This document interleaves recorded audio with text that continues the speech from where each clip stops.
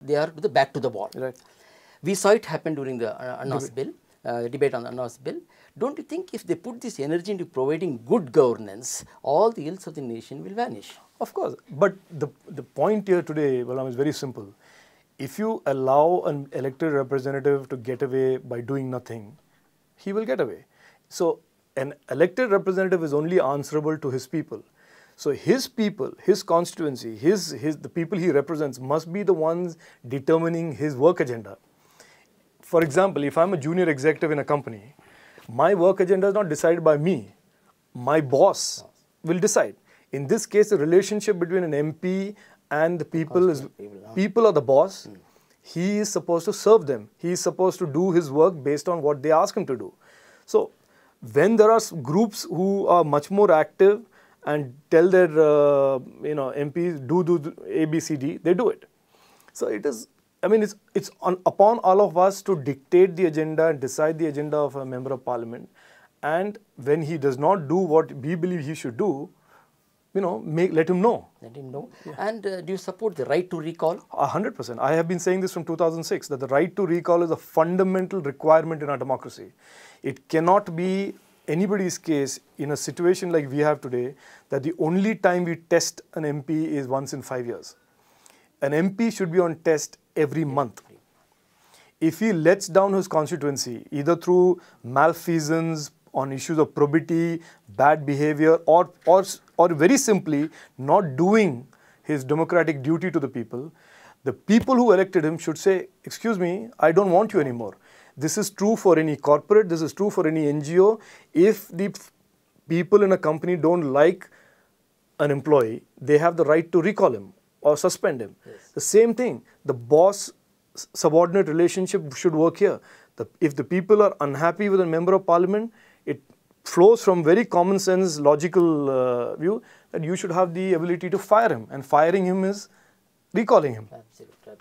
Similarly, right to reject all candidates on the ballot paper. I agree with you. I think there are many cases, Balram, that I know of personally where political parties come to an agreement and decide that we will have these three candidates. So, yes. Okay. Even assuming there is no conspiracy like that, if the people are just unhappy, given the first past the post system, that a person in a 5-way contest or a 6-way contest, the person who wins may win with a 16%, 17% popular vote. You should give the right to the majority to say, I don't like any of them. And so if 60% or 50% of the people say, I don't like any of them, then there's no question of a person with 20% of the popular vote becoming your elected representative. And that is one of the drawbacks of the first past the post system that can only be addressed by the right to reject. Absolutely. Mr. Chandrasekhar, there are two Indias. One is galloping fast and the other is stuck wherever it is. We need to bridge this huge gap. With the kind of governance that we are experiencing, is there hope? Can the present set of leaders make this possible? No, I am not at all pessimistic. I am obviously disappointed and upset about when we hear about scams, because I recently addressed 8 of the top Indian investors into India in London, and they were a very, very depressed, disconsolate lot, because they view India as a country of great potential, because they see young entrepreneurs, they see young Indians, the energy, the innovation, the creativity. They come to a city like Bangalore, they meet people who are so bright, but they see an overall governmental system that is in a sense retarding the true potential of this country and its people. And that is an area for us to be concerned about. I don't think all of us should get depressed and pessimistic about it. We must be concerned about it, and like anything that we are concerned about, we should figure out an answer and a solution for it. And the answer and the solution is exactly what we saw with Annaji, which is all of us have to say in the same voice, with the same intensity, we want to change this, and give a specific set of solutions of what changes you want. Like you correctly said, right to reject, electoral reform saying right to reject, right to recall, governmental reforms in terms of Jan Lokpal bill.